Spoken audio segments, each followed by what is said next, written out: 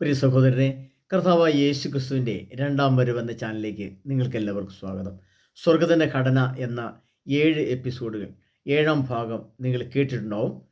283 ആളുകൾ അത് കേട്ടിട്ടുണ്ട്. അപ്പോൾ ധാരാളം ആളുകൾക്ക് അത് പ്രയോജനകരമായിട്ടുണ്ട് എന്ന് ഞാൻ വിശ്വസിക്കുന്നു. ഇനി നമ്മൾ എടുക്കുന്ന 8-ാം ഭാഗമാണ്. സ്വർഗത്തിൻ്റെ ഘടന 8-ാം ഭാഗം. അപ്പോൾ നമ്മൾ 7-ാം ഭാഗത്തിൽ കേട്ടത് സെക്കൻഡ്, ഏത് സെക്കൻഡിലാണ് ഈ ലോകം അപ്രത്യക്ഷമാകുന്നത്, അങ്ങനെയൊക്കെ ഒരു സെക്കൻഡൊക്കെ വിശുദ്ധ ഗ്രന്ഥത്തിലുണ്ടോ, ഇതൊക്കെ യാഥാർത്ഥ്യമാണോ, ശരിയാണോ എന്നൊക്കെ വിശുദ്ധ ഗ്രന്ഥത്തിൽ വചനത്തിൻ്റെ അടിസ്ഥാനത്തിൽ നമ്മൾ കേൾക്കുകയുണ്ടായി. സെക്കൻഡ്, മിനിറ്റ്, മണിക്കൂർ, ദിവസം, ആഴ്ച, ഏത് മാസം, ഏത് വർഷം, ഇതൊക്കെ നമ്മൾ വ്യക്തമാണ്. എന്താ ഗോഗ് മാഗോഗ് യുദ്ധം, അതിനെക്കുറിച്ചൊക്കെ കേൾക്കുകയുണ്ടായി. അപ്പോൾ 7 വർഷത്തെ യുദ്ധമുണ്ടായിരിക്കും എന്ന് വിശുദ്ധ ഗ്രന്ഥത്തിൽ എസ്കേൽ പ്രവചനം 39-ാം അധ്യായത്തിൽ എഴുതിയിട്ടുണ്ട്. 7 വർഷത്തെ യുദ്ധമുണ്ടായിരിക്കും എന്ന് പറഞ്ഞുകൊണ്ട് തന്നെയുള്ള ക്ലാസ്സിൻ്റെ വചനം ഞാൻ പറഞ്ഞിട്ടുണ്ട്. എന്നാൽ ഇപ്പോഴൊക്കെ നമ്മൾ ചിന്തിക്കുന്നത്, എന്തുകൊണ്ടാണ് ഈ പെട്ടെന്നൊരു ആഗോള യുദ്ധത്തിലേക്ക് ലോകം പ്രവേശിക്കാത്തത്? അല്ലെങ്കിൽ ഈ യുദ്ധമുണ്ട് എന്ന് നമ്മൾ കേൾക്കുന്നുണ്ട്. യുദ്ധമെന്ന് പറയുന്നത് തന്നെ അതിൻ്റെ ഭയാനകത നമുക്ക് മനസ്സിലാവാത്തത് ആ സംഭവം നമുക്ക് ആ സംഭവത്തിലേക്ക് നമ്മൾ പ്രവേശിക്കാത്തതുകൊണ്ടാണ്. അപ്പോൾ അത് ആസന്നമായി കഴിയുമ്പോൾ അപ്പോഴാണ് നമ്മൾ യുദ്ധമെന്ന് പറയുന്നൊരു ഭീകരത എത്ര ഭയാനകമാണ്, അല്ലെങ്കിൽ എന്താണ് എൻ്റെ യഥാർത്ഥ ശരിയെന്ന് നമ്മൾ മനസ്സിലാക്കുകയും ചിന്തിക്കുകയും ചെയ്യുന്നത് അപ്പോഴാണ്. അപ്പോൾ ഇവിടെ നമ്മൾ ചിന്തിക്കുന്നത്, കാരണം എന്ത് കാരണത്താലാണ് ഈ 2027 എന്ന സംഖ്യ വരുന്നത്? അല്ലെങ്കിൽ ഇങ്ങനെ ദിവസങ്ങൾ കടന്നു പോയാൽ മതിയോ, മാസങ്ങൾ, വർഷങ്ങൾ മുന്നോട്ട് കടന്നു പോയാൽ മതി? എന്ത് കാരണത്താലാണ് 2027 എന്ന 7 വർഷം രൂപം പ്രാപിക്കുന്നത്? എന്ത് സംഭവമാണ് അതിന് പിന്നിൽ പ്രവർത്തിക്കുന്നത്? അത് നമ്മൾ മനസ്സിലാക്കണമെങ്കിൽ അത് നമ്മൾ മനസ്സിലാക്കേണ്ട വചനത്തിൻ്റെ അടിസ്ഥാനം. ഇതൊന്നും എൻ്റെ സ്വന്തം കാഴ്ചപ്പാടിലോ എൻ്റെ സ്വന്തം ആശയത്തിലോ ഞാൻ നിങ്ങളോട് സംസാരിക്കുകയല്ല. ദൈവവചനത്തിൻ്റെ ആഴങ്ങളെ കർത്താവ് എനിക്ക് ബോധ്യപ്പെടുത്തി തന്നതുകൊണ്ടാണ് ഇത്ര നിഗൂഢ രഹസ്യങ്ങൾ. ഈ കഴിഞ്ഞ ഇടയ്ക്കും ഒരു സഹോദരനോട് പറയുണ്ടായി, പിതാവല്ലാതെ പുത്രൻ പോലും അറിയുന്നില്ല. യേശുവിൻ്റെ എപ്പോഴാണ് കർത്താവേ നീ വരുന്നത് എന്ന് ചോദിച്ചപ്പോൾ, അത് പിതാവല്ലാതെ പുത്രൻ പറയുന്നില്ല, സ്വർഗത്തിലെ ദൂതന്മാർ പോർക്കും അറിയത്തില്ല എന്ന് പറഞ്ഞ നിഗൂഢ രഹസ്യങ്ങളൊക്കെ നിങ്ങളെങ്ങനെയാണ് ഇതിങ്ങനെ മനസ്സിലാക്കി തരുന്നത് എന്ന് ചോദിച്ചുകൊണ്ട് അദ്ദേഹം എന്നോട് സംസാരിക്കുകയുണ്ടായി. അതുപോലെ തന്നെ ഇന്ന് കേരളത്തിലെ ഒരു ജില്ലയിൽ നിന്ന് ഒരു യഹോവസാക്ഷിയായ ഒരു സഹോദരൻ എന്നെ വിളിച്ചിരുന്നു. അദ്ദേഹം എന്നോട് ചോദിച്ച ചോദ്യം ഇതാണ്: ഈ 1000 വർഷത്തെ ഭരണം എന്ന് പറയുന്നത് അവരുടെ യഹോവസാക്ഷിക്കാരുടെ പഠനത്തിൽ, അവരുടെ ക്ലാസ്സുകളിൽ അവർ പറയുന്നത് 2033 യുഗാന്ത്യമാണെങ്കിൽ, ഈ യുഗാന്ത്യത്തിൻ്റെ സമയത്ത് ഈ ദുഷ്ടത പ്രവർത്തിക്കുന്ന എല്ലാ വ്യക്തികളെയും സമൂഹത്തെയും രാജ്യങ്ങളെയും യേശുക്രിസ്തു യുദ്ധത്തിൽ നശിപ്പിക്കുകയും അതിനുശേഷം നന്മ നിറഞ്ഞവരെ, നന്മയുള്ളവരെല്ലാം കൂടെ ഒരുമിച്ച് ചേർത്ത് യേശുവും ഭൂമിയിലേക്ക് വന്ന് യേശുവിൻ്റെ കൂടെ ഇങ്ങനെ തുള്ളിച്ചാടി നടന്ന് ഭൂമിയിൽ ഇഷ്ടമുള്ള ഭക്ഷണമൊക്കെ കഴിച്ച് വളരെ ആനന്ദത്തോടെ, കാരണം തിന്മയില്ല, വളരെ സന്തോഷകരമായൊരു ജീവിതത്തിൽ വളരെ നമ്മളിങ്ങനെ മുന്നോട്ട് പോവുകയാണ്. അങ്ങനെ 1000 വർഷത്തെ ഭരണം. അത് വെളിപാടിൻ്റെ പുസ്തകം 20-ാം അധ്യായം അതിൻ്റെ 1-ാം തിരുവചനത്തിലാണ് 1000 വർഷത്തെക്കുറിച്ച് പറയുന്നത്. 1000 വർഷത്തെ ഭരണം എന്ന് പറഞ്ഞുകൊണ്ട് തന്നെ, അങ്ങനെ ഹെഡിങ് പറഞ്ഞുകൊണ്ട് തന്നെ അങ്ങനെ ഒരു സംഭവം അതിനകത്തുണ്ട്. അപ്പോൾ 1000 വർഷത്തെ ഭരണം എന്ന് പറയുന്നതും അത് ആരംഭിക്കുന്നത് യുഗാന്ത്യത്തിലാണെന്ന് അവർ മനസ്സിലാക്കുന്നുണ്ട്. അപ്പോൾ ഇതിൻ്റെ എല്ലാം അടിസ്ഥാനം ഒരു യുദ്ധം തുടങ്ങി. ഇപ്പോൾ തന്നെ നമുക്കറിയാം എത്ര യുദ്ധങ്ങൾ ലോകത്ത് ആരംഭിക്കാനിരിക്കുന്നു, അല്ലെങ്കിൽ ഭീഷണിപ്പെടുത്തുന്നു, അല്ലെങ്കിൽ ചെറിയ യുക്രൈൻ യുദ്ധം, ഇസ്രായേലിൻ്റെ പ്രശ്നങ്ങൾ, ഇതൊക്കെ നമ്മൾ കാണുന്നുണ്ട്. എന്നാൽ പോലും യുദ്ധം ആരംഭിക്കുന്നില്ല എന്നുള്ളതിൻ്റെ കാരണമാണ് നമ്മൾ മനസ്സിലാക്കുന്നത്. അങ്ങനെ ആരംഭിക്കുന്ന ദിവസം മുതലാണ് 7 വർഷം തുടങ്ങുന്നത്. ആ 7 വർഷമാണ് 2034 എത്തപ്പെടുന്നത്. അപ്പോൾ ആ എന്ത് കാരണത്താലാണ് ഈ സംഭവം നടക്കുന്നതെന്ന് മനസ്സിലാക്കുമ്പോഴാണ്, അത് നമുക്ക് ഉൾക്കൊള്ളാൻ കഴിയുമ്പോഴാണ് നമ്മൾ ഇതൊക്കെ പരമസത്യമാണല്ലോ എന്ന് നമ്മൾ ചിന്തിക്കുന്ന അപ്പോഴാണ്. അത് സക്രിയ പ്രവാചകൻ്റെ പുസ്തകം 12-ാം അധ്യായം അതിൻ്റെ 3-ാം തിരുവചനമാണ്. അതിപ്രകാരമാണ്: അന്ന് ഞാൻ ജെറുസലേമിനെ ഭാരമേറിയ കല്ലാക്കും, അത് പൊക്കുന്നവർക്ക് കഠിനമായ മുറിവേൽക്കും, ഭൂമിയിലെ എല്ലാ ജനതകളും അതിനെതിരെ ഒത്തുചേരും. കർത്താവ് അരുളിച്ചെയ്യുന്നു, അന്ന് ഞാൻ കുതിരകൾക്ക് പരിഭ്രാന്തിയും കുതിരപ്പടയാളികൾക്ക് ഭ്രാന്തും വരുത്തും. ജനതകളുടെ കുതിരകളെ അന്ധമാക്കുന്ന അന്ന് ഞാൻ യൂദാ ഭവനത്തെ കടാക്ഷിക്കും. പ്രിയ സഹോദരി, ഇതൊരു വലിയ വചനമാണ്. 3, 4, 5 3 വചനം ചേർന്നതാണ് ഈ വചനം. അന്ന് എന്നുള്ളതാണ് ഇതിനകത്ത് ഏറ്റവും പ്രധാനപ്പെട്ട പ്രത്യേകത. അന്ന് എന്ന വാക്ക് ഈ വചനത്തിൽ 2 പ്രാവശ്യം ആവർത്തിച്ച് പറഞ്ഞിരിക്കുന്നു എന്നുള്ളതാണ് എൻ്റെ രണ്ടാമത്തെ പ്രത്യേകത.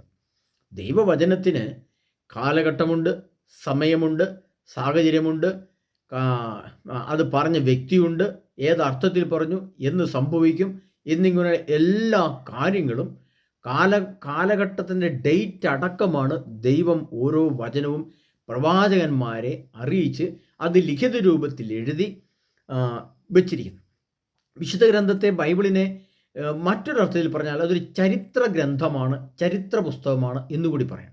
കാരണം ഒരേ സമയം തന്നെ ചരിത്രത്തിലെ സംഭവവും മറ്റതിൻ്റെ അതേ സമയം തന്നെ അതിൻ്റെ മറുവശം ദൈവാത്മാവ് സംസാരിച്ച ആ കാര്യങ്ങളെ എഴുതി വെക്കുകയും കൂടി ചെയ്ത സംഭവമാണ്. ചരിത്രത്തിൽ സംഭവിച്ച കാര്യങ്ങളും സംഭവിക്കാനിരിക്കുന്ന കാര്യങ്ങളും ഉൾപ്പെടുത്തി എഴുതി വെച്ചിരിക്കുന്ന ലിഖിത രൂപത്തെയാണ് വിശുദ്ധ ഗ്രന്ഥം അഥവാ ബൈബിൾ എന്ന് പറയുന്നത്. ഈ ബൈബിളിൽ അഥവാ വിശുദ്ധ ഗ്രന്ഥത്തിൽ എഴുതപ്പെട്ടിരിക്കുന്ന ഓരോ വചനങ്ങളും ദൈവാത്മാവ് ചില വ്യക്തികളെ നിയോഗിച്ച് ഏറ്റെടുത്ത് അവൻ്റെ ആത്മാവിൽ സംസാരിക്കുന്നത് കേട്ട് അത് എഴുതി വെക്കുന്നതാണ്. അതിനാണ് എല്ലാവർക്കും ഈ വരം കിട്ടിയിട്ടില്ല. നമുക്കറിയാം പ്രവാചകന്മാരുടെ എണ്ണം വളരെ കുറവാണ്. അല്ലെങ്കിൽ സുവിശേഷം എഴുതിയ 4 പേരാണ്. അത് ഞാൻ ഒരിക്കൽ പറയണ്ടായി. അപ്പോൾ അവിടെയൊക്കെ നമ്മൾ മനസ്സിലാക്കേണ്ടത് ഇത് ചില വ്യക്തികൾക്ക് മാത്രമേ ഗ്രഹിക്കുവാനും മനസ്സിലാക്കുവാനും കഴിയുള്ളൂ. അത് വെളിപാടിൻ്റെ പുസ്തകത്തിൽ പറയുന്നുണ്ട്, ഇനി ഈ വചനങ്ങൾ മുദ്രിതമായി നീ സൂക്ഷിക്കേണ്ട, എന്തെന്നാൽ സമയം അടുത്തിരിക്കുന്നു എന്ന് വിശുദ്ധ ഗ്രന്ഥത്തിൽ വെളിപാടിൻ്റെ പുസ്തകം എഴുതി വെച്ചിരിക്കുകയാണ്. അത് ദാനിയേൽ പുസ്തകത്തിൽ പറയുന്നു, നീ ഈ വചനങ്ങൾ മുദ്രിതമായി അടച്ചു സൂക്ഷിക്കുക, അവസാന ദിനം നീ ഉയർത്തെഴുന്നേൽക്കും, അപ്പോൾ നീ നിൻ്റെ അവകാശം സ്വീകരിക്കാൻ വരിക. അതുവരെ നീ ഈ വചനം അടച്ച് മുദ്ര വെക്കുക. കാരണം നിന്നോട് പറഞ്ഞു, മുദ്ര വെച്ചു. ഇത് വായിച്ചാൽ ഈ കാലഘട്ടം അത്രയും ആർക്കും ഇതൊന്നും മനസ്സിലാകുന്നില്ല. എന്നാൽ ദൈവം നിയോഗിക്കുന്ന, സർവശക്തനായ ദൈവത്തിൻ്റെ ആത്മാവ് പ്രവർത്തിക്കുന്ന പരിശുദ്ധാത്മാവ് ചില വ്യക്തികളിൽ വന്ന് ആവസിച്ച് ആ ആത്മാവ് അവിടെ തന്നെ നിന്ന് ആ വ്യക്തിയെ ഒരുക്കിയെടുത്ത് മാസങ്ങളല്ല വർഷങ്ങൾ, ഞാൻ ഈ വിശുദ്ധ ഗ്രന്ഥത്തിൻ്റെ ഇതിൻ്റെ നിഗൂഢസ്യങ്ങൾ മനസ്സിലാക്കിയിട്ട് കർത്താവിനോട് സംസാരിച്ചിട്ട് 7 വർഷമായി. പ്രിയപ്പെട്ടവരെ, 7 വർഷക്കാലം എനിക്കിത് പറയാൻ പേടിയായിരുന്നു. കാരണം ഈ സത്യങ്ങൾ ഇത് ശരിയോ തെറ്റോ, കർത്താവിനോട് സംസാരിച്ചു, അല്ലെങ്കിൽ ഞാൻ സ്വപ്നം കണ്ടു, അല്ലെങ്കിൽ വായിച്ചപ്പോൾ ഇങ്ങനെ മനസ്സിലായി എന്നൊക്കെ പറഞ്ഞാൽ ജനമെന്ത് വിശ്വസിക്കും? ഇത് വിഡ്ഢിത്തമാണെന്ന് പറയില്ലേ, സ്വപ്നമാണെന്ന് പറയില്ലേ, അത് മോശമാണെന്ന് പറയില്ലേ, അത് നിങ്ങൾക്ക് വിഡ്ഢിത്തം തോന്നിയാണെന്ന് പറയില്ലേ? ഇങ്ങനെയൊക്കെ ചിന്തിച്ചുകൊണ്ട് 7 വർഷക്കാലം ഞാൻ മിണ്ടാതിരുന്നു. പക്ഷേ അപ്പോഴും കർത്താവ് വീണ്ടും രാത്രിയിൽ എന്നോട് സംസാരിക്കുകയും, വചനം തുറന്നാൽ കർത്താവ് സംസാരിക്കുക, എങ്ങോട്ട് പോയാലും കർത്താവിൻ്റെ ആത്മാവ് എന്നോട് സംസാരിക്കുക, എനിക്കത് പല കാര്യങ്ങളും മനസ്സിലാകുക, ലോകത്തിലുണ്ടായിരിക്കുന്ന സംഭവങ്ങളും വിശുദ്ധ ഗ്രന്ഥത്തിലെ വചനവും തമ്മിൽ പൊരുത്തം കാണുക, ഇതൊക്കെ കാണുമ്പോൾ സംഭവിക്കുന്ന കാലഘട്ടങ്ങളിൽ ഡേറ്റ് മനസ്സിലാക്കുക, ഇങ്ങനെ അതിൻ്റെ വ്യാഖ്യാന അർത്ഥങ്ങൾ കിട്ടുക, ഇങ്ങനെ നിരവധിയായ കാര്യങ്ങൾ കൂടെ സർവശക്തനായ ദൈവത്തിൻ്റെ പരിശുദ്ധാത്മാവ് ഒരു വ്യക്തിയിൽ സംസാരിക്കുമ്പോഴാണ് ഇതൊക്കെ തുറന്നു പറയാനുള്ള ധൈര്യമോ അല്ലെങ്കിൽ ജ്ഞാനമോ അറിവോ ഒരു മനുഷ്യനുണ്ടാവുക. അതിൻ്റെ അടിസ്ഥാനത്തിൽ അന്ന് എന്ന് പറഞ്ഞിരിക്കുന്ന ആ ഡേറ്റ് എന്നാണ് എന്ന് നമ്മൾ മനസ്സിലാക്കുന്നത്. പ്രിയപ്പെട്ടവരെ, ഈ സഖറിയ പ്രവാചകന്റെ പുസ്തകം 12-ാം അധ്യായത്തിൻ്റെ 3-ാം തിരുവചനമാണ്, അന്ന് ഞാൻ ജെറുസലേമിനെ ഭാരമേറിയ കല്ലാക്കും. നമുക്കറിയാം, ജെറുസലേമായിരുന്നു ലോകത്തിലെ ഇസ്രായേലിൻ്റെ തലസ്ഥാന നഗരം. ആ തലസ്ഥാന നഗരം ജെറുസലേമിൻ്റെ ഏറ്റവും വലിയ പ്രത്യേകത അവിടുത്തെ ലോകപ്രശസ്തമായ ചരിത്ര പ്രസിദ്ധമായ ജെറുസലേം ദേവാലയമാണ്. 10,000 ലക്ഷക്കണക്കിന് യഹൂദരും വിജാതീയരും വന്ന് അവിടെ പ്രാർത്ഥിക്കുകയും നേർച്ച കാഴ്ചകൾ നടത്തുകയും ബലിയർപ്പിക്കുകയും അതിൻ്റെ ദേവാലയത്തിൻ്റെ പ്രത്യേക ഭാഗങ്ങളിൽ കൂടെ ഒക്കെ നടന്ന് പ്രാർത്ഥിക്കുകയും ഒക്കെ ചെയ്തുകൊണ്ടിരുന്ന ആ മഹത്തായ സ്വർണ്ണത്താൽ നിർമ്മിതമായിരുന്ന ആ ജെറുസലേം ദേവാലയത്തിൻ്റെ തിരശീലകളും അതിൻ്റെ പ്രധാന കവാടങ്ങളും എല്ലാം വളരെ ചരിത്ര പ്രസിദ്ധമായിരുന്നു. എന്നാൽ അത് ജെറുസലേമിലുണ്ടായ ജനങ്ങളുടെ, യഹൂദന്മാരുടെ പാപത്തിൻ്റെയും തിന്മയുടെയും അടിസ്ഥാനത്തിൽ കർത്താവ് അതിനെ തകർച്ചയ്ക്ക് വിട്ടുകൊടുത്തു. കാരണം ദേവാലയങ്ങളിൽ നടന്ന അശുദ്ധി പ്രാർത്ഥനയാണെന്ന് പറഞ്ഞ് വരുത്തിത്തീരുന്ന മറ്റു പലതിനും, സമ്പത്തിനും സ്ഥാനമാനങ്ങൾക്കും പണത്തിനും അതിൻ്റെ വരുമാന സ്രോതസ്സുകൾക്കും പ്രാധാന്യം കൊടുത്തപ്പോൾ ദൈവത്തിൻ്റെ ആത്മാവ് അവിടെ നിന്ന് ഇറങ്ങിപ്പോയി. അതുകൊണ്ടാണ് ഹോസിയ പ്രവാചകന്റെ പുസ്തകത്തിൽ പറഞ്ഞിരിക്കുന്നത്, എഫ്രായിമിൻ്റെ മഹത്വം പക്ഷിയെപ്പോലെ പറന്നകലും എന്ന് പറഞ്ഞാൽ ദൈവാത്മാവിൻ്റെ ചൈതന്യം ദേവാലയത്ത് പുറപ്പെട്ടു പോയപ്പോൾ നെബൂഖദ്നേസർ രാജാവ് തൻ്റെ സൈന്യത്തെ ഇസ്രായേലിനെതിരെ അയക്കുകയും അങ്ങനെ അവരുടെ പട്ടാളം വന്നിട്ട് ജെറുസലേമിനെ അടിച്ച് തകർക്കുകയും ചെയ്തു. അങ്ങനെ AD 33 യേശു ക്രിസ്തു ഈ ലോകത്ത് നിന്ന് മരിച്ച് കടന്നുപോയി ഉയർത്തെഴുന്നേറ്റ് പോകുമ്പോഴും എന്താ സംഭവിച്ചെന്ന് ചോദിച്ചാൽ, അന്ന് ജെറുസലേം ദേവാലയമുണ്ട്. എന്നാൽ AD 80 കാലഘട്ടങ്ങളിലാണ് യേശുക്രിസ്തു പോയതിന് ശേഷം 50 വർഷം കൂടെ വീണ്ടും കഴിഞ്ഞിട്ടാണ് ജെറുസലേം ദേവാലയം ഈ ഭൂമുഖത്തു നിന്നും തുടച്ചു നീക്കുന്നത്, അടിച്ച് തകർത്ത് നശിപ്പിക്കും. അന്ന് മുതൽ ഇന്ന് വരെ ജെറുസലേമിൽ ഇന്ന് വരെ ഒരു ജെറുസലേം ദേവാലയം അവർക്കില്ല. ഇപ്പോൾ ചെറിയ സിനഗോഗുകളും ചെറിയ പ്രാർത്ഥനാലയങ്ങളും ഒക്കെ വെച്ച് അവർ ഹീബ്രു മൂലത്തുള്ള അവരുടെ പഴയ നിയമ ഗ്രന്ഥങ്ങൾ വായിക്കുകയും അവരിന്നും ശക്തമായി പ്രാർത്ഥിക്കുന്നുണ്ട്. പുതിയൊരു ജെറുസലേം ദേവാലയം വരാൻ വേണ്ടി അവർ ഒരുപാട് ആഗ്രഹിക്കുകയും പ്രാർത്ഥിക്കുകയും ഒരുപാട് അധ്വാനിക്കുകയും ചെയ്യുന്നുണ്ട്. പക്ഷേ അതിന് തടസ്സമായി നിൽക്കുന്നത് അൽ അക്സ പള്ളി എന്ന് പറയുന്ന ജെറുസലേമിലെ ഇപ്പോഴത്തെ അവരുടെ ഒരു മോസ്ക് അഥവാ അവരുടെ ഒരു പള്ളിയാണ്. ആ പള്ളി നിന്നിടത്താണ് ജെറുസലേം ദേവാലയം നിന്നിരുന്നത്. എന്നാൽ ഈ പള്ളി ഇപ്പോൾ നിൽക്കുന്ന പള്ളിയെ മാറ്റിക്കൊണ്ട് അവിടെ ഒരു പുതിയ ജെറുസലേം ദേവാലയത്തെ പണിയാൻ വേണ്ടി അവർ ആഗ്രഹിക്കുന്നുണ്ട്. പക്ഷേ പള്ളിയെ മോസ്കിനെ എടുത്തു മാറ്റിയാൽ എന്തു സംഭവിക്കുമെന്ന് ചോദിച്ചാൽ, ആ സംഭവിക്കുന്നതിനെ ആണ് വിശുദ്ധ ഗ്രന്ഥത്തിൽ ഈ സക്രിയ പ്രവചന പുസ്തകം 12-ാം അധ്യായം 3-ാം തിരുവചനം എഴുതിയിരിക്കുന്നത്. കാരണം അതിൽ തൊട്ടാൽ മുസ്ലിമുകളുടെ വികാരം ഇളകും, അവരത് ആഗോളമായിട്ട് ഇളകിക്കൊണ്ട് യുദ്ധത്തിലേക്ക് വരും. എന്നാൽ അവിടെ ജെറുസലേം ദേവാലയം പണിയാതിരിക്കാൻ അവർക്ക് പറ്റുകയുമില്ല. കാരണം അവരുടെ ദേവാലയം ആദ്യം ഇരുന്ന സ്ഥലമാണത്. അപ്പോൾ ഇങ്ങനെയുള്ള വലിയൊരു പ്രശ്നം, ഇതൊരു ആഗോള പ്രശ്നമായിട്ട് മാറിയപ്പോൾ കർത്താവാണ്, അന്ന് ഞാൻ ജെറുസലേമിനെ ഭാരമേറിയ കല്ലാക്കും. ഒരു വലിയ കല്ല് പൊക്കുന്ന ഭാരം ഈ ജെറുസലേം ദേവാലയത്തിന് പണിക്ക് വേണ്ടി മനുഷ്യൻ അനുഭവിക്കുകയാണ്. ഇപ്പോഴത്തെ മതപുരോഹിതന്മാരും ഇപ്പോഴത്തെ ഇസ്രായേൽ ഭരണാധികാരികളും ലോകത്തിലെ മുഴുവൻ യഹൂദന്മാരും അവിടെ ഒരു ദേവാലയം എങ്ങനെ സൃഷ്ടിക്കാമെന്ന് ആലോചിച്ചുകൊണ്ട് വളരെ ഹൃദയഭാരത്തോടെ ഹൃദയവേദനയോടുകൂടി അവർ പ്രാർത്ഥന നിരതായി നിന്നുകൊണ്ട് അവർ പണിയാൻ വേണ്ടി ആഗ്രഹിക്കുമ്പോൾ ഈ അൽ അക്സ പള്ളിയെ എങ്ങനെ അവിടുന്ന് മാറ്റും എന്ന് ചിന്തിക്കുകയാണ്. അങ്ങനെ ഒരു വലിയ വിഷയം അവരുടെ ഹൃദയത്തിലേക്ക് വരികയാണ്. അപ്പോൾ കർത്താവ് പറയുന്നത്, ജെറുസലേമിനെ ഭാരമേറിയ കല്ലുപോലെയാകും, അത് പൊക്കുന്നവർക്ക് കഠിനമായ മുറിവേൽക്കും. ഒരിക്കലും ജെറുസലേം ദേവാലയം പണിയാൻ വേണ്ടിയിട്ടുള്ള ശ്രദ്ധ കാര്യങ്ങളെപ്പറ്റി ഇസ്രായേൽക്കാർ സംസാരിക്കുകയും അതിന് അമേരിക്കയുമായിട്ട് സഖ്യമുണ്ടാക്കുകയും ചെയ്തപ്പോഴാണ് അമേരിക്കയിലെ വേൾഡ് ട്രേഡ് സെൻറ്ററെ ആക്രമിച്ചുകൊണ്ട് അവർ പ്രതികാര നടപടികളൊക്കെ ചെയ്യുന്നത് ലോകത്തിന് അറിയാവുന്നതാണ്. അപ്പോൾ പ്രിയപ്പെട്ടവരെ, എന്നാൽ പോലും അത് അങ്ങനെ പൊക്കുന്നവർക്ക് കഠിനമായ മുറിവേൽക്കും. ഇത് പണിയാൻ വേണ്ടി സഹായിക്കുന്ന എല്ലാ വ്യക്തികൾക്കും ഈ പ്രശ്നങ്ങൾ ഉണ്ടാകുമെന്നും ഇതൊരു ആഗോള യുദ്ധത്തിലേക്ക് പോകുമെന്നും ലോകത്തിനറിയാം. അപ്പോൾ അത് കർത്താവ് വളരെ വ്യക്തമായിട്ട് എഴുതിയ ഭാഗമാണ് ഇപ്പോൾ നമ്മൾ കേൾക്കുന്നത്. കഠിനമായ മുറിവേൽക്കും, ഭൂമിയിലെ എല്ലാ ജനങ്ങളും അതിനെതിരെ ഒത്തുചേരും. അപ്പോൾ ഭൂമിയിലെ ജനങ്ങൾ അതിനെതിരെ ഒത്തുചേരുന്നത് എന്താണെന്ന് ചോദിച്ചാൽ, ഈ ആഗോള യുദ്ധം ഒഴിവാക്കുന്നതിന് വേണ്ടി ജെറുസലേമിൽ ഇപ്പോൾ ദേവാലയം പണിയാൻ പാടില്ല എന്നുള്ള എഗ്രിമെൻറ്റിലേക്ക് കൊണ്ടുവന്ന് വെക്കാൻ വേണ്ടി അവർ ശ്രമിക്കും. അപ്പോൾ ലോകത്തിലെ എല്ലാ രാഷ്ട്രങ്ങളിലെ ജനങ്ങളും പറയും, ഇപ്പം ജെറുസലേം ദേവാലയം പണിയാൻ പണിയരുത് എന്ന് പറഞ്ഞുകൊണ്ട് അവരെന്നെ എതിർക്കും. അങ്ങനെയെങ്കിലും ജെറുസലേം ദേവാലയം പണിയാതിരിക്കട്ടെ എന്ന് ഓർത്തുകൊണ്ട്. അപ്പോൾ എന്താ സംഭവിക്കുക? എല്ലാം ഒത്തുചേരും. കർത്താവ് അരുളിച്ചെന്നു, അന്ന് ഞാൻ കുതിരകൾക്ക് പരിഭ്രാന്തിയും കുതിരക്കാരന്മാർക്ക് ഭ്രാന്തും വരുത്തും. അവിടെയാണ് 2 പ്രാവശ്യം അന്ന് എന്ന് പറഞ്ഞിരിക്കുന്നത്. ആ അന്ന് എന്ന് പറയുന്നതാണ് 7 വർഷം. 7 വർഷത്തെ യുദ്ധം തുടങ്ങുന്നത് 2027 + 7 = 2034 പോവാണ്. അപ്പോൾ 2027 ജനുവരി 1-ാം തീയതിയാണ് അന്ന് എന്ന് പറയുന്ന ആ ദിവസം. പ്രിയപ്പെട്ടവരെ, നമ്മളത് മനസ്സിലാക്കണം. ഇതിങ്ങനെ നിഗൂഢമായിട്ട് എഴുതി വെച്ചിരിക്കുകയാണ്. അന്ന് എന്ന് പറയുന്നത് 2027 ജനുവരി 1-ാം തീയതി അന്ന് എന്ന് പറയുന്ന ആ ദിവസം അവർ ജെറുസലേം ദേവാലയത്തിൻ്റെ പണി അവിടെ ആരംഭിക്കും. അങ്ങനെ ആരംഭിക്കുമ്പോൾ അന്ന് ഞാൻ കുതിരകൾക്ക് പരിഭ്രാന്തിയും കുതിരപ്പടയാളികൾക്ക് ഭ്രാന്തും വരുത്തും. കുതിര എന്ന് പറയുന്നത് നമുക്കറിയാം, ഇന്ന് കുതിരകളെ ഉപയോഗിച്ചുകൊണ്ടല്ല രാജാക്കന്മാരുടെ യുദ്ധം നടക്കുന്നത്. ഇന്ന് നടക്കുന്ന കുതിരകളുടെ സ്ഥാനത്ത് കുതിരയുടെ ശക്തിയുള്ള 1000 കുതിര ശക്തിയുള്ള എഞ്ചിനുകളുടെ യുദ്ധ ടാങ്കുകൾ, മിസൈലുകൾ, യുദ്ധ റോക്കറ്റുകളൊക്കെ ഉപയോഗിച്ചുകൊണ്ടാണ്. അപ്പോൾ കർത്താവാണ്, കുതിര എന്ന സ്ഥാനത്ത് പറന്നു വരുന്ന മിസൈലുകളെയാണ് അത് ഉദ്ദേശിക്കുന്നത്. കുതിരകൾക്ക് പരിഭ്രാന്തി വരുത്തുക എന്ന് പറഞ്ഞാൽ, കുതിരകൾ യുദ്ധസമയത്ത് പരിഭ്രാന്തി പിടിച്ച് പേടിച്ച് വിറച്ച് ഓടാൻ ശ്രമിക്കുന്നത് പോലെ മിസൈലുകൾ ഇതിലെ ഇങ്ങനെ പോയി താളം തെറ്റി അവിടെയും ഇവിടെയും ഒക്കെ പതിക്കുകയും, ഇപ്പോൾ നമുക്കറിയാം, പിന്നെ ഇസ്രായേലിനെതിരെ വരുന്ന ചില മിസൈലുകൾ തിരിച്ച് അവരുടെ രാജ്യത്തിലേക്ക് തന്നെ പോകുന്നതായിട്ടൊക്കെ നമ്മൾ വാർത്തകൾ കേൾക്കാറുണ്ട്. അതേപോലെ ഈ മിസൈലുകൾ ഗതി മാറി വീഴുമ്പോൾ അത് വലിയ പ്രശ്നങ്ങൾക്ക് കാരണമാകും.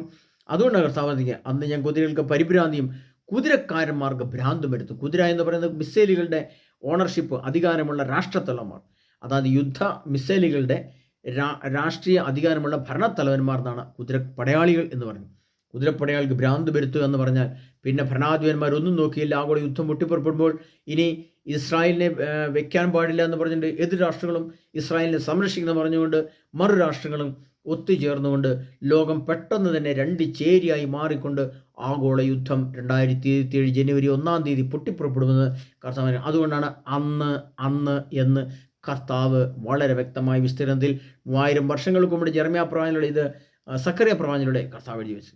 പ്രിയപ്പെട്ടവരെ, ഇങ്ങനെയാണ് ഇത്തരം കാര്യങ്ങളെ നമ്മൾ കാണുകയും കേൾക്കുകയും മനസ്സിലാക്കുകയും ചെയ്യുന്നു. പ്രിയപ്പെട്ടവരെ, നമ്മൾ മനസ്സിലാക്കണം, ഈ 2027 ആഗോള യുദ്ധം തുടങ്ങിക്കഴിഞ്ഞാൽ 7 വർഷത്തെ യുദ്ധം, അത് 2029 ആകുമ്പോഴത്തേനും അങ്ങനെ എന്നാലും അവർ ജെറുസലേം ദേവാലയം പണിയും. ഈ പ്രശ്നങ്ങളുടെ നടുവിലും അവർ ജെറുസലേം ദേവാലയം പണിയുകയും അങ്ങനെ 3.5 വർഷത്തെ അവരുടെ യഹൂദ പാരമ്പര്യം അനുസരിച്ചുള്ള പഴയകാല ബലി, കാളയും പ്രാവുകളെയും ആടുകളെയും ഒക്കെ അറുത്തുകൊണ്ടുള്ള അവരുടെ പഴയകാല ബലി അവരത് ചെയ്യുകയും അങ്ങനെ ചെയ്തുകൊണ്ട് 3.5 വർഷം ഒരു പിതാവായ ദൈവത്തെ ആരാധിക്കുകയും ലോകത്തിൻ്റെ വിവിധ ഭാഗങ്ങളിൽ നിന്നുള്ള എല്ലാ രാഷ്ട്രങ്ങളിൽ നിന്നുള്ള യഹൂദന്മാർ വീണ്ടും ഇസ്രായേൽ നഗരങ്ങളിൽ വന്ന് ജെറുസലേം ദേവാലയത്തിൽ വന്ന് ആരാധന നടത്തുകയും ചെയ്യുമ്പോൾ ആഗോള യുദ്ധം പൊട്ടിപ്പുറപ്പെടും. ആ യുദ്ധം ഇനി ഒരിക്കലും അവസാനിക്കുന്നില്ല. അത് യുഗാന്ത്യത്തിലേക്ക് പോവുകയും അത് ആണവയുദ്ധത്തിലേക്ക് മാറുകയും അങ്ങനെ ലോകം അതിൻ്റെ അപ്രത്യക്ഷാവസ്ഥ, സൂര്യനും ചന്ദ്രനും ഭൂമിയും അപ്രത്യക്ഷമായ ആണവ ഭീകര ആഗോള യുദ്ധം അതിൻ്റെ പൂർണ്ണാവസ്ഥയിലെത്തുകയും ചെയ്യുമ്പോൾ സൂര്യചന്ദ്രന്മാർ അപ്രത്യക്ഷമാവുകയും സ്വർഗവും നരകവുമായി വിഭജിക്കപ്പെട്ട് പാതാളം ഒരു ഭൂമിയായും സ്വർഗം നിത്യജീവൻ്റെ ഉറവിടമായും മാറുന്ന വലിയ സംഭവമാണ്. അതുകൊണ്ടാണ് കർത്താവ് സക്കറിയ പ്രവാചകന്റെ പുസ്തകം 12-ാം അധ്യായം 3, 4, 5 തിരുവനന്തപുരത്ത് കർത്താവ് നിൽക്കുകയാണ്. അന്ന് ഞാൻ ജെറുസലേമിനെ ഭാരമേറിയ കല്ലാക്കും, അത് പൊക്കുന്നവർക്ക് കഠിനമായ മുറിവേൽക്കും, ഭൂമിയിലെ എല്ലാ ജനങ്ങളും അതിനെതിരെ ഒത്തുചേരും. കർത്താവ് അരുളിച്ചെയ്യുന്നു, അന്ന് ഞാൻ കുതിരകൾക്ക് പരിഭ്രാന്തിയും കുതിരക്കാരന്മാർക്ക് ഭ്രാന്തും വരുത്തും. പ്രിയപ്പെട്ടവരെ, നമ്മൾ മനസ്സിലാക്കണം, കുതിരപ്പടയാളികളെ അന്ന് ഞാൻ യൂദാഭവനത്തെ കടാക്ഷിക്കും. ഒരു പ്രത്യേക വചനം കൂടെ കർത്താവ് അന്ന് വീണ്ടും ഒരിക്കൽ കൂടെ 5-ാമത്തെ തിരുവനന്തപുരം അന്ന് ഞാൻ യൂദാഭവനത്തെ കടാക്ഷിക്കും എന്നുകൂടി കർത്താവ് കാണിക്കുകയാണ്. കുതിരകളുടെ അന്ധമാക്കുന്നത് ഞാൻ യൂദാഭവനത്തെ കടാക്ഷിക്കും എന്ന് പറഞ്ഞാൽ ഇസ്രായേൽക്കാർ വീണ്ടും അവിടെ വിജയം വരിക്കുമെന്നാണ് എൻ്റെ അർത്ഥം. എന്നാൽ ആദ്യ കാലഘട്ടങ്ങളിലൊക്കെ അവർക്ക് കുറേ ക്ഷതങ്ങളും പ്രശ്നങ്ങളും സംഭവിക്കുമെങ്കിലും വീണ്ടും യൂദാഭവനം അവിടെ രക്ഷപ്പെടുകയും വിജയിക്കുകയും ചെയ്യും. ജനതകളുടെ കുതിരകളെ അന്ധമാക്കും. കുതിരകളെ അന്ധമാക്കുക എന്ന് പറഞ്ഞാൽ പ്രിയപ്പെട്ടവരെ, അതിനകത്ത് ഇന്നത്തെ ശാസ്ത്രം നിക്ഷിപ്തമാകുന്നുണ്ട്. 3500 വർഷം മുമ്പ് ശാസ്ത്രം എഴുതിയിട്ടില്ല. ആ ശാസ്ത്രത്തെ കൂടെ കർത്താവ് ഇതിനകത്ത് ആ വചനത്തിൽ നിഗൂഢമാക്കി വെച്ചുകൊണ്ടാണ് ഈ വചനം ദൈവം എഴുതിയത്. അതിൻ്റെ അർത്ഥം പ്രിയ സഹോദരങ്ങളെ നമ്മൾ മനസ്സിലാക്കണം. ഈ ആകാശത്തിൽ കൂടെ പറന്നു വരുന്ന മിസൈലുകളെ ഭൂമിയിലിരിക്കുന്ന ലേസർ രശ്മി ഉപയോഗിച്ച് അതിൻ്റെ കമ്പ്യൂട്ടർ സംവിധാനത്തെ കത്തിച്ചു കളയുമ്പോൾ അത് അവിടെ വെച്ച് സ്ഫോടനം നടക്കുകയും ആകാശത്ത് വലിയ ഭീകരമായ ആണവ സ്ഫോടനം നടക്കുകയും വലിയ ചൂട് ഭൂമിയിലേക്ക് തീമഴ പെയ്തിറങ്ങുകയും ചെയ്യുന്ന അവസ്ഥ കാണും. അതുകൊണ്ടാണ് കർത്താവ് ഈ വചനം ഉപയോഗിച്ചിരിക്കുന്നത്. ഈ ലേസർ രശ്മി ഉപയോഗിക്കുന്ന ഈ സംവിധാനവും ഈ കുതിരകളുടെ കാര്യവും 3000 വർഷങ്ങൾക്ക് മുമ്പ് സക്കറിയ പ്രവാചകനിലൂടെ കർത്താവ് എഴുതുമ്പോൾ ഇന്നത് യാഥാർത്ഥ്യമായി വന്നിരിക്കുകയാണ്. ലോകത്തിൻ്റെ ഏത് ഭാഗത്തുള്ള ആണവ മിസൈലുകളെയും ലേസർ രശ്മി ഉപയോഗിച്ച് തകർക്കാൻ സാധിക്കുമെന്ന് ഇസ്രായേൽക്കാർ കണ്ടുപിടിക്കപ്പെട്ടിരിക്കുന്ന കാലത്ത് നമ്മൾ കടന്നു പോകുമ്പോൾ പ്രിയപ്പെട്ടവരെ, നമ്മൾ മനസ്സിലാക്കണം, ഈ ജെറുസലേമിൽ സംഭവിക്കാനിരിക്കുന്ന ഈ വലിയ സംഭവങ്ങൾ അത് യുഗത്തിൻ്റെ അവസാന കാലഘട്ടത്തിലെത്തി. ഈ യന്ത്രങ്ങളൊക്കെ കണ്ടുപിടിക്കുന്നതിന് വേണ്ടിയാണ് കർത്താവ് പറഞ്ഞത് 1000 വർഷം പൂർത്തിയാകുമ്പോൾ സാത്താൻ ബന്ധനത്തിന് മോചിതനാകും. ഈ 1000 വർഷം പൂർത്തിയാകുവാനുള്ള 10 വർഷങ്ങൾ മാത്രം നിലനിൽക്കുന്ന സമയത്താണ് ഇത്തരം അത്യന്താധുനിക ഉപകരണങ്ങൾ, ഈ കർത്താവ് പറഞ്ഞ ഉപകരണങ്ങളെല്ലാം കണ്ടുപിടിക്കപ്പെട്ടിരിക്കുന്നത്. ഇനി കണ്ടുപിടിക്കപ്പെട്ടിരുന്ന കാര്യങ്ങൾ നമ്മൾ നോക്കുമ്പോൾ ഓരോ ലോക രാഷ്ട്രങ്ങളുടെയും കയ്യിൽ ആയിരക്കണക്കിന് ആണവ മിസൈലുണ്ട്. അത് ഭൂമിക്കടിയിലുണ്ട്, വെള്ളത്തിനടിയിലുണ്ട്, ഭൂമിക്ക് മുകളിലുണ്ട്. പിന്നെ മറ്റൊന്ന് ഇനി ചന്ദ്രനിൽ കൊണ്ടേത് വെക്കും. ബഹിരാകാശത്ത് പറന്നു നിൽക്കുന്ന ആണവ മിസൈലിന് പറന്നു നിൽക്കുന്ന സംവിധാനങ്ങളൊക്കെ ഇനി വരാൻ പോവുകയാണ്. അത് സൂര്യൻ്റെ അടുത്ത് പോയി പൊട്ടും. അങ്ങനെ സൂര്യൻ അന്ധകാരത്തിലേക്ക് പോകും. അത് ചന്ദ്രനെ കൊണ്ടുവെക്കുമ്പോൾ അവിടെ ഇരുന്ന് പൊട്ടും. അങ്ങനെ ചന്ദ്രൻ അപ്രത്യക്ഷമാകും. അങ്ങനെ അത് ഭൂമിയിൽ അതിൻ്റെ ലേസർ രശ്മികൾ ഭൂമിയിലേക്ക് വന്ന് ഭൂമിയിലിരിക്കുന്ന ആണവ മിസൈലുകൾ ഭൂമിയിലിരുന്ന് പൊട്ടും. അതങ്ങനെ ഒരേ സമയം ഈ സൂര്യനും ചന്ദ്രനും അപ്രത്യക്ഷമാകുന്ന ആ വലിയ ഭീകരമായ സംഭവം ഭൂമിയിൽ യാഥാർത്ഥ്യമായിട്ട് സംഭവിക്കും. അതുകൊണ്ടാണ് ജെറമ്യാ പ്രവാചകന്റെ പുസ്തകത്തിൽ ഞാൻ കഴിഞ്ഞ എപ്പിസോഡിൽ പറഞ്ഞു, അത് ജെറമ്യാ പ്രവാചകന്റെ പുസ്തകത്തിൽ കർത്താവ് പറയുന്നുണ്ട്, സമയമാകുമ്പോൾ നിങ്ങൾക്ക് അത് ബോധ്യമാകും. ഇപ്പോൾ നിങ്ങൾക്കത് ഉൾക്കൊള്ളുവാൻ അത്ര താല്പര്യമുണ്ടാവുകയില്ല, അത്ര വിശ്വാസയോഗ്യമല്ല, വിശ്വസിക്കണമെന്ന് നിർബന്ധമില്ല. പക്ഷേ ഇത് സത്യമാണ്, പരമസത്യമാണ്. വിശുദ്ധ ഗ്രന്ഥം സത്യമാണെങ്കിൽ ഈ പറയുന്ന കാര്യങ്ങൾ സത്യമാണ്. കർത്താവ് അരുളിച്ചെയ്ത വചനങ്ങൾ ഇതാണ്. അതിനാൽ ഈ 7 വർഷം എന്ന് പറയുന്നത് 2027 ആരംഭിക്കുമെന്ന് ഞാൻ പറഞ്ഞിരിക്കുന്ന സൂചന അതുകൊണ്ടാണ്. 2027 2029 എതിർ ക്രിസ്തുവിൻ്റെ ലോകഭരണം വരും. അവൻ 3.5 വർഷം ഭരിക്കുന്നത് 2033 ഡിസംബർ 31 അവസാനിക്കും. അതിനുശേഷം ഈ വലിയ ഭീകരയുദ്ധം ഒന്നും കൂടെ ശക്തി പ്രാപിച്ചുകൊണ്ട് പിന്നീട് വരുന്ന 45 ദിവസം 2034 ജനുവരി 1 മുതൽ 2034 ഫെബ്രുവരി 15 വരെയുള്ള 45 ദിവസം, അതാണ് 1290. പ്രിയപ്പെട്ടവരെ, ദാനിയേൽ പ്രവാചകന്റെ പുസ്തകത്തിൽ അത് സമയങ്ങളും സമയത്തിൻ്റെ പകുതിയും വരെ ആയിരിക്കുമെന്ന് പറഞ്ഞുകൊണ്ട് ദാനിയേൽ പ്രവചനത്തിൽ 12-ാം അധ്യായത്തിൽ കർത്താവ് എഴുതി വെച്ചിരിക്കുന്ന വചനമുണ്ട്. 1290 ദിവസം മുതൽ 1335 ദിവസം വരെ ഉറച്ചു നിൽക്കുന്നവൻ ഭാഗ്യവാൻ. 1290 ദിവസം എന്ന് പറയുന്നത് 3.5 വർഷമാണ്.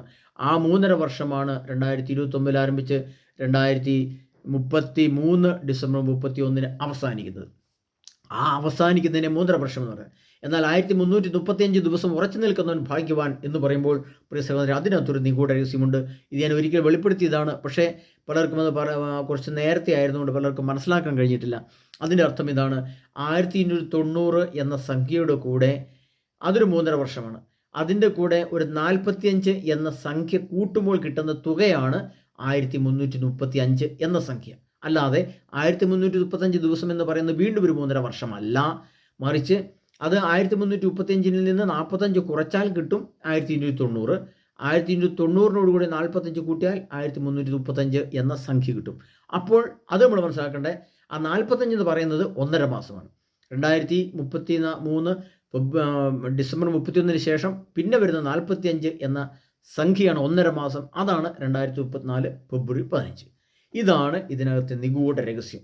ഇത് സർവശക്തനായ യേശു ക്രിസ്തു 7 വർഷങ്ങൾക്ക് മുമ്പ് എന്നെ രാത്രി വിളിച്ചെഴുന്നേൽപ്പിക്കുകയും സംസാരിക്കുകയും ചെയ്തുകൊണ്ട് ഈ വചനഭാഗമെല്ലാം എടുക്കാൻ പറഞ്ഞ് ഈ നിഗൂഢ രഹസ്യങ്ങളുടെ കണക്ക് വെളിപ്പെടുത്തി തരികയും ഇങ്ങനെ കർത്താവ് എന്നോട് പറഞ്ഞു തരികയും ചെയ്തു. അതുകൊണ്ടാണ് ഇത്ര വ്യക്തമായിട്ട്, ഇത്ര സുവ്യക്തമായിട്ട്, സുദൃഢമായിട്ട് ഈ സംഭവങ്ങൾ പരിശുദ്ധ കത്തോലിക്ക സഭയെ ഞാൻ അറിയുന്നത്. ഇത് സഭയിൽ റോമിലോ ആഗോള സഭയിലോ ഭാരത സഭയിലോ കേരള സഭയിലോ ഇന്ന് വരെ ഇത് വെളിപ്പെട്ടിട്ടില്ല, ആർക്കും വെളിപ്പെട്ടിട്ടില്ല.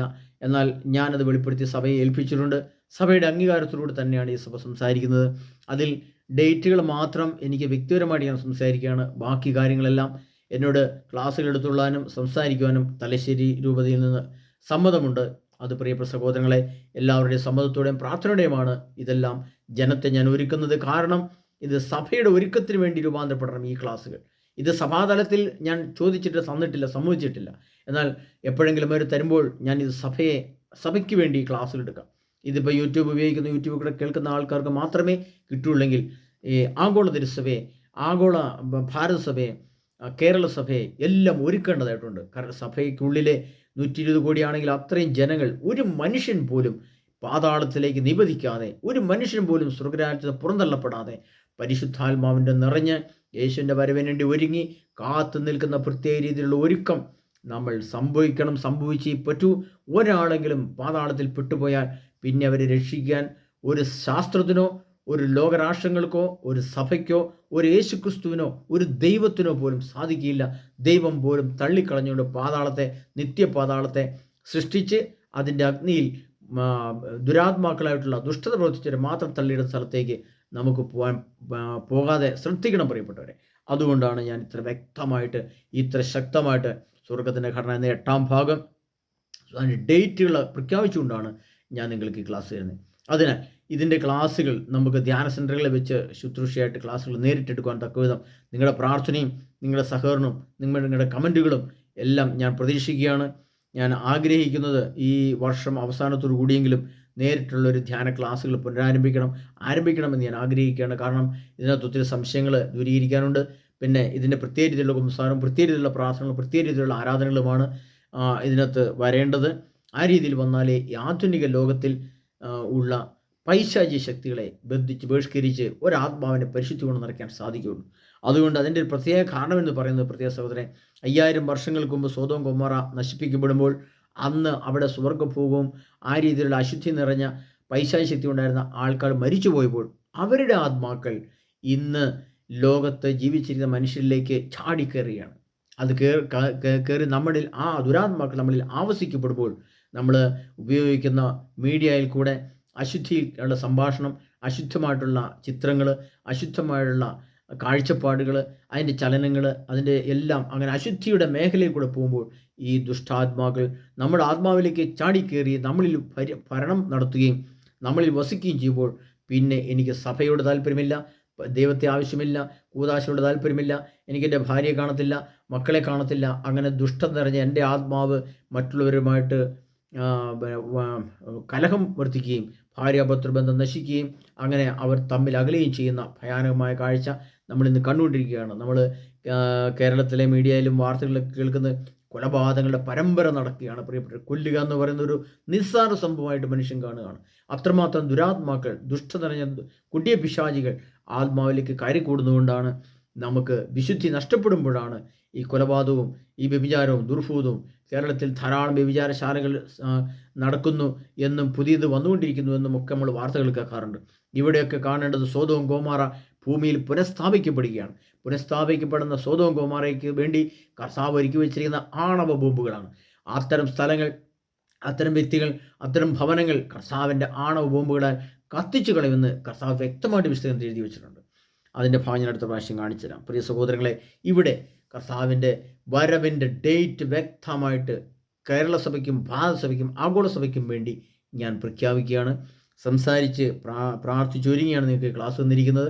അതിൻ്റെ സെക്കൻഡ് മിനിറ്റും എല്ലാ കാര്യങ്ങളും എപ്പോൾ തുടങ്ങും, എപ്പോൾ അവസാനിക്കും, എന്താണ് 1000 വർഷത്തെ ഭരണം എന്നുപോലും അത് അവിടെ ഒരു കാര്യം കൂടെ പറഞ്ഞുകൊണ്ട് ഞാൻ ക്ലാസ് നിർത്താം. പ്രിയപ്പെട്ടവരെ, 1000 വർഷത്തെ ഭരണം എന്നത് വലിയൊരു സംശയം യഹോവസാക്ഷികൾക്കും പന്തകുസ്തക്കാർക്കും മറ്റ് സഭാവിഭാഗങ്ങൾക്കുമൊക്കെ ചിലർക്ക് സംശയമാണുള്ളത്, ചിലർക്കൊന്നും അറിയത്തില്ല. അതിൻ്റെ അടിസ്ഥാന സത്യം ഇതാണ്: 2033 ലോകം അവസാനിച്ച് 2034 ഫെബ്രുവരി 15 യുഗാന്ത്യമായി ലോകം അവസാനിക്കുന്ന ഈ സൂര്യചന്ദ്രന്മാർ അപ്രത്യക്ഷമാകുന്ന സംഭവം നടന്നാൽ അതിനുമുമ്പിൽ കർത്താവ് എഴുതി വെച്ച യേശു പറഞ്ഞൊരു മത്തായിയുടെ സുവിശേഷം വചനമുണ്ട്. മത്തായിയുടെ സുവിശേഷം 24-ാം അധ്യായത്തിൽ യുഗാന്ത്യം വരെ എന്നും ഞാൻ, യുഗാന്തം വരെ എന്നും ഞാൻ നിങ്ങളുടെ കൂടെ ഉണ്ടായിരിക്കും. അതിനുശേഷം രാജ്യത്തിൻ്റെ സുവിശേഷം ലോകമെങ്ങും പ്രഘോഷിക്കപ്പെടും. അതിനുശേഷം അന്ത്യം ആഗതമാകും. യുഗാന്തത്തിൽ അന്ത്യം ഉണ്ടാകും എന്നാണ് അതിനർത്ഥം. യുഗാന്തം എന്ന് പറയുന്നത് യുഗങ്ങളുടെ അറ്റം എന്നാണ്. കുറച്ചറ്റം കൂടെ ഉണ്ട്. ഒരു വടിയുടെ അറ്റത്ത് വന്നിരിക്കുകയാണെങ്കിൽ കുറച്ചുകൂടെ ഒരു സ്റ്റെപ്പ് കൂടെ മുന്നോട്ട് വയ്ക്കാനുള്ള സ്ഥലമുണ്ട്. പക്ഷേ പിന്നോട്ട് നമുക്ക് പോകത്തുമില്ല. അപ്പം മുന്നോട്ടിനി പോകാൻ ഒരു അടിയെ മുന്നോട്ട് വയ്ക്കാനുള്ളൂ. അത്ര അറ്റത്ത് നമ്മളെത്തി. അതുകൊണ്ട് കർത്താവ് യുഗാന്തം, അതിൻ്റെ അന്ത്യം ഉണ്ടാകും എന്ന് കർത്താവ് പറയുമ്പോൾ യേശു രണ്ടാം യുഗാന്ത്യത്തിന് ശേഷം യേശു ലോകത്തിൽ ഭൂമിയിലില്ല. അങ്ങനെ ക്രിസ്തു ഭൂമിയിലില്ലെങ്കിൽ പിന്നെ എവിടെയാണ് ഭൂമി? സൂര്യൻ ചന്ദ്രനും ഭൂമിയും ആണമിസ്രയേൽ അഗ്നിയാൽ കത്തിച്ചാമ്പലായി ഈ ഗ്രഹങ്ങൾ ഇല്ലാതെ ആയിക്കഴിഞ്ഞിട്ട് പിന്നെ 1000 വർഷത്തെ ഭൂമിയിലൊരു ഭരണമുണ്ടോ പ്രിയപ്പെട്ടവർ? 1000 വർഷത്തെ ഭരണമില്ല. ഞാനിതിനെ തന്നെ മുമ്പ് ഒരു എപ്പിസോഡ് ഞാൻ ഇട്ടിട്ടുണ്ട്. 1000 വർഷത്തെ ഭരണം ഇല്ല എന്ന് പറഞ്ഞുകൊണ്ട് ഞാൻ ക്ലാസ് ഇട്ടുണ്ട്. നിങ്ങൾക്കറിയാമോ അതൊന്നുകൂടി നിങ്ങൾ മനസ്സിലാക്കണം. ഒരു പന്തക്കോസ്തക്കാരനോ യഹോവസാക്ഷിക്കാരോ ആരെങ്കിലും വന്ന് തെറ്റായ പ്രബോധനം തന്നാൽ പ്രിയ സഹോദരങ്ങളെ ഈ ക്ലാസ് അവരെ കേൾപ്പിച്ചു കൊടുക്കണം. വചനത്തിന്റെ അടിസ്ഥാനത്തിൽ പറയുകയാണ്, ആണവയുദ്ധത്തിന് ശേഷം പിന്നീടുണ്ടാകുന്ന, അപ്പോൾ ആണവയുദ്ധത്തിന് ശേഷം 6 യുഗം പൂർത്തിയാവുകയും പിന്നീട് 7-ാം യുഗം തുടങ്ങുകയും ചെയ്യുകയാണ്. ആ 7-ാം യുഗം എന്ന് പറയുന്നത് സ്വർഗ്ഗയുഗമാണ്. അത് നിത്യജീവൻ്റെ സ്ഥലമാണ്. അതാണ് സ്വർഗവും സ്വർഗ്ഗരാജ്യം. അപ്പോൾ നമുക്ക് മനസ്സിലാക്കാം, പിന്നീടുള്ള 1000 വർഷത്തെ ഭരണത്തെ കർത്താവ് അർത്ഥമാക്കുന്നതും കർത്താവ് ലക്ഷ്യം വെക്കുന്നതും സ്വർഗീയ ജീവിതമാണ്, നിത്യജീവനാണ്. മരിച്ചവരെ ഉയർപ്പിച്ച ശേഷം ആകാശവും ഭൂമി അപ്പത്തിനു ശേഷം പിന്നീടുള്ള സ്വർഗീയ ആ ജീവിതത്തിൻ്റെ മഹത്വം നിറഞ്ഞ ആ സ്ഥലം, അവിടെ യേശുവിൻ്റെ കൂടി 1000 വർഷം, ആദ്യത്തെ 1000 വർഷം ഇങ്ങനെ ജീവിക്കുന്നു. വീണ്ടും 1000 വർഷം അവിടെ നമുക്കറിയാം. അവിടെ സംഭവിക്കുന്നതിന് 1000 വർഷം എന്ന് പറയാൻ കാരണം വെച്ചാൽ 1000 വർഷം ഒരു ദിവസം പോലെയും, ഒരു ദിവസം 1000 വർഷം പോലെയും ആണ് കർത്താവിൻ്റെ മുമ്പിലെന്ന് തെസ്സലോനിക്കക്കാർക്ക് എഴുതി വെച്ചിട്ടുണ്ട്. അപ്പോൾ അതിൻ്റെ അർത്ഥം ഇതാണ്: നമുക്കൊരു ദിവസം 24 മണിക്കൂറാണെങ്കിൽ സ്വർഗീയ ജീവിതത്തിൽ 1000 വർഷമാണ് ഒരു ദിവസം. അത് നമ്മൾ മനസ്സിലാക്കണം. 1000 വർഷം ഒരു ദിവസം പോലെ ഇരിക്കും എന്ന് അത്രമാത്രം അനിത്യ മഹത്വത്തിൻ്റെ, സന്തോഷത്തിൻ്റെ ആധിക്യം, മനുഷ്യ ശരീരത്തിന് ലഭിക്കുന്ന പ്രത്യേക ജീവിത അനുഭവം, ഭൂമിയെക്കുറിച്ചുള്ള ചിന്തയോ പോലും ഇല്ലാതെ മനുഷ്യ ശരീരത്തിൽ പ്രത്യേക സ്നേഹം നിറഞ്ഞ, പ്രത്യേക ചൂട് നിറഞ്ഞ, പ്രത്യേക മാർദ്ദവം നിറഞ്ഞ, പ്രത്യേക മാംസളത നിറഞ്ഞ ആ മഹത്വത്തിൻ്റെ ശരീരം, മഹത്വ ശരീരം, യേശു ക്രിസ്തുവിൻ്റെ പോലെ മഹത്വ ശരീരം, അതിനകത്ത് മരണം നിക്ഷിപ്തമില്ലാത്ത, ജീർണത ഇല്ലാത്ത ഒരു പ്രത്യേക ശരീരത്തെ തന്നുകൊണ്ടുള്ള ആ ജീവിതം എല്ലാ ദിവസവും നമ്മൾ 24 മണിക്കൂറിനെ നമ്മൾ കാണുന്നത് പോലെയല്ല. അവിടെ 1000 വർഷം ക്രിസ്തുവിനോട് കൂടെയുള്ള ജീവിതം. അതാണ് 1000 വർഷം ഒരു ദിവസം പോലെയാണ് അവിടെ. അല്ലാതെ ഒരു ദിവസം 1000 വർഷം പോലെയല്ല പ്രിയപ്പെട്ടവരെ. അങ്ങനെ യുഗങ്ങളോളം അതിൻ്റെ എണ്ണം പറയാൻ പറ്റുകയില്ല പ്രിയപ്പെട്ടവരെ. 1000 യുഗം, പിന്നെ 10,000 യുഗം, 10,00,000 യുഗം, 10 കോടി യുഗം, 10,00,000 കോടി, കോടാനുകോടി യുഗം ഒരേപോലെ ജീവിക്കുവാൻ ആ നിത്യതയെ മനസ്സിൽ നമുക്ക് ചിന്തിച്ചെടുക്കാൻ പോലും പറ്റില്ല പ്രിയപ്പെട്ടവരെ. അതാണ് സ്വർഗീയ ജീവിതത്തിൻ്റെ മഹത്വം എന്ന് പറയുന്നത്. ഇത്ര മഹത്തായ സത്യത്തെ കർത്താവ് എഴുതി വച്ചിട്ട് ഈ സത്യത്തെ നിഷേധിച്ചുകൊണ്ട് ഇന്ന് വെറും നിസ്സാരമായ ചപ്പിൻ്റെയും ചവറിൻ്റെയും ചെളിക്കുഴിയിലൂടെ ഈ ആധുനിക ലോകം കടന്നു പോകുമ്പോൾ അതിൽ നിന്ന് ഓട്ടിയകലാൻ കർത്താവ് പറയാണ്, വെളിപാട് 18:5, എൻ്റെ ജനമേ അവളിൽ നിന്നും ഓട്ടിയകലുവിൻ. നിങ്ങളുടെ മൊബൈൽ ഫോണുകൾ നിങ്ങളുടെ അണുബോംബുകളാണ്. നമ്മൾ ഓർത്തുകൊള്ളണം. നമ്മുടെ കയ്യിലിരിക്കുന്ന മൊബൈൽ ഫോണുകൾ ഉപയോഗിച്ച് കർത്താവിൻ്റെ വചനം മറ്റുള്ളവർക്ക് കൊടുക്കാൻ വേണ്ടി മാത്രമാണ് പ്രിയപ്പെട്ടവരെ ഞാൻ ഈ മൊബൈൽ ഫോൺ ഉപയോഗിക്കുന്നത്. ഇത് കർത്താവിനോട് ആലോചന ചോദിച്ച് ഇതൊരു വൈദികൻ്റെ നിർദ്ദേശപ്രകാരം ഞാൻ എടുത്തതാണ്. അപ്പോൾ ഇത് ഉപയോഗിക്കുന്നത് ഇന്ന് ഈ ക്ലാസ്സുകൾ എടുക്കാനും ഇതുമായിട്ട് ബന്ധപ്പെട്ട സംശയങ്ങൾ പലരും ചോദിക്കുന്നുണ്ട്, സംസാരിക്കാനൊക്കെയാണ് ഈ ഫോണിൻ്റെ ഉപയോഗം. അല്ലാതെ ഇതിനകത്ത് ചീത്തപ്പടം കാണാനോ, ചീത്ത സിനിമ കാണാനോ, സീരിയൽ നോക്കാനോ, ചാറ്റ് ചെയ്യാനോ, ഇതിനകത്തെ മാർക്കറ്റ് നോക്കാനോ ഒന്നും ഞാൻ ഉപയോഗിക്കുമില്ല. കാരണം ഇത് ഉപയോഗിക്കരുതെന്ന് കർത്താവ് എഴുതി വെച്ചിട്ടുണ്ട്. കത്തോലിക്ക സഭയുടെ മതബോധന ഗ്രന്ഥത്തിൻ്റെ ഭാഗത്ത് എഴുതി വെച്ചിട്ടുണ്ട്. ഇലക്ട്രോണിക് ഉപകരണങ്ങൾ ഉപയോഗിച്ച് നമ്മൾ ജീവിക്കരുത്, അത് സ്വർഗ്ഗരാജ്യത്തിൽ പ്രവേശിക്കുന്ന തടസ്സമാണെന്ന് അവിടെ കത്തോലിക്ക സഭയുടെ മതബോധന ഗ്രന്ഥത്തിൽ എഴുതി വെച്ചിട്ടുണ്ട്. ഉപയോഗിക്കരുതെന്നാണ് എഴുതി വെച്ചിരിക്കുന്നത്. അതായത് ടെലിവിഷനും ഇൻ്റർനെറ്റും ഫേസ്ബുക്കും ടച്ച് മൊബൈൽ ഫോണും പത്രമാസികകളും ഒന്നും ഉപയോഗിക്കരുത്, വചനം മാത്രം. അതുകൊണ്ടാണ് ആത്മാവിലും സത്യത്തിലുമാണ് ആരാധിക്കേണ്ടത്. അങ്ങനെയുള്ള ആരാധകരെയാണ് പിതാവ് യഥാർത്ഥത്തിൽ അന്വേഷിക്കുന്നതെന്ന് യോഹന്നാൻ്റെ സുവിശേഷത്തിൽ സമരിയ ക്രിസ്തിയുടെ യേശുക്രിസ്തു പറയുന്നത് നമ്മൾ കേട്ടിട്ടുണ്ട്. അല്ലെങ്കിൽ ആ വചനം എടുത്ത് വായിക്കണം പ്രിയ സഹോദരങ്ങളെ. വചനമല്ലാതെ മറ്റൊന്നും, വചന സ്വരമല്ലാതെ മറ്റൊന്നും, വചന ശബ്ദമല്ലാതെ മറ്റൊന്നും, വചന ചിന്തയല്ലാതെ മറ്റൊന്നും പാടില്ല നമ്മുടെ ആത്മാവിൽ. ക്രിസ്തുവിൻ്റെ രൂപത്തെ, ക്രിസ്തുവിൻ്റെ കുരിശിനെ, ക്രിസ്തുവിൻ്റെ ശില്പത്തെ, ക്രിസ്തുവിൻ്റെ വിഗ്രഹത്തെ, ക്രിസ്തുവിൻ്റെ സ്റ്റാച്യുവിനെ ഒക്കെ നമുക്ക് നോക്കാം, ചിത്രങ്ങളും. അതല്ലാതെ, വചനമല്ലാതെ മറ്റൊന്നും നോക്കാതെ തൻ്റെ ആത്മാവിനെ, മനസ്സിനെ, ശരീരത്തെ വിശുദ്ധി കൊണ്ട് പരിശുദ്ധി കൊണ്ട് നിറച്ച് കാത്തിരുന്നു. ഇതാ വരുന്നു യുഗാന്ത്യം. അതുകൊണ്ട് പ്രിയ സഹോദരങ്ങളെ, 2027, 29, 33, 34 ഈ കാലഘട്ടങ്ങൾ എത്താൻ, നമ്മുടെ അടുത്തെത്താൻ എത്ര കാലഘട്ടം ഉണ്ടെന്ന് ഓർത്തുകൊണ്ട് വേണം നമ്മൾ ഒരുങ്ങുവാൻ, ജീവിക്കുവാൻ. അതിനാൽ കർത്താവായ യേശു ക്രിസ്തുവിൻ്റെ രണ്ടാമത്തെ വരവിന് വേണ്ടി നമുക്കൊരുങ്ങാം. അതിനായിട്ട് പ്രാർത്ഥിക്കാം. അതിനായിട്ട് പ്രഭാതത്തിൽ നിങ്ങളെല്ലാവരും എഴുന്നേൽക്കണം. 5 മണിക്ക് എഴുന്നേൽക്കണം. പ്രഭാതത്തിൽ 5 മണിക്ക് എഴുന്നേറ്റ് ദൈവവചനം ബൈബിൾ തുറന്നു വെച്ച് ഇടത്തമ്പലത്തിനുണ്ട് തിരികെത്തിച്ച് നമ്മൾ മുട്ടയിൽ നിന്നോ അല്ലെങ്കിൽ കസേരയിരുന്നോ പ്രഭാതത്തിൽ ഈശോയോട് പറഞ്ഞ് പ്രാർത്ഥിക്കണം. നമ്മൾ ജപമാല ചൊല്ലിയോ അല്ലെങ്കിൽ കർണക്കൊന്ന് ചൊല്ലിയോ, അല്ലെങ്കിൽ നമുക്കറിയാവുന്ന പ്രഭാത പ്രാർത്ഥനയുണ്ട്. പ്രഭാത പ്രാർത്ഥന പറഞ്ഞ് പ്രത്യേകം പ്രാർത്ഥന എനിക്ക് പുസ്തകമുണ്ട്. അത് ഞാൻ ധ്യാന സെൻറ്ററിലായിരുന്നപ്പോൾ എനിക്ക് കിട്ടിയ പുസ്തകമാണ്. അത് നിങ്ങൾ ആവശ്യപ്പെട്ടാൽ അതിൻ്റെ കോപ്പികളൊക്കെ എടുത്ത് അയച്ചു തരാവുന്ന സംവിധാനം ഉണ്ടാക്കാം. അങ്ങനെ ഇനിയുള്ള നമ്മുടെ സമ്പത്ത്, ഇനിയുള്ള നമ്മുടെ സാമ്പത്തിക മേഖല ഈ സുവിശേഷത്തിന് വേണ്ടി നിങ്ങൾ കൊടുക്കണം പ്രിയപ്പെട്ടവരെ. കാരണം അതിൽ അപ്പുറത്തേക്കൊരു നന്മ ചെയ്യാൻ ഈ ലോകത്തിൽ നമുക്കില്ല.